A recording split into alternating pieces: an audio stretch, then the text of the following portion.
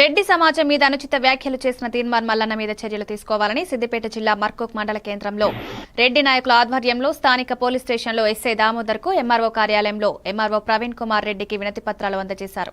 అనంతరం రెడ్డి జేఏసీ నాయకులు సుధాకర్ రెడ్డి, ఈ కార్యక్రమంలో వెంకట్రెడ్డి తదితరులు పాల్గొన్నారు.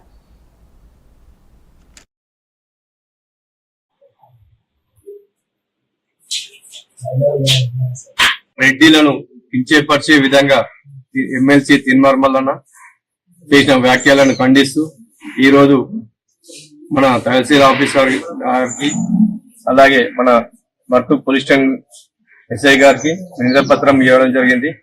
ఇలాంటి వాక్యాలు అనుచిత వ్యాఖ్యలను మరొకసారి ఖండిస్తూ మరొకసారి ఇలాంటి వ్యాఖ్యలు చేసినచో కఠినమైన చర్య ఉంటుంది కాబట్టి ఖబర్దార్ తీన్మార్ మల్లన్న, మా రెడ్డిల జోలికి వస్తే అంతం చేసేంత వరకైనా మేము వదిలిపెట్టే ప్రసక్తి లేదు.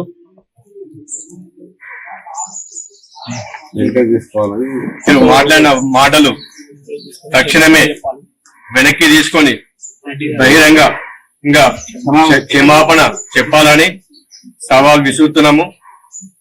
ఒకవేళ క్షమాపణ చెప్పనిచో నీ అంతు చూసే వరకు మేము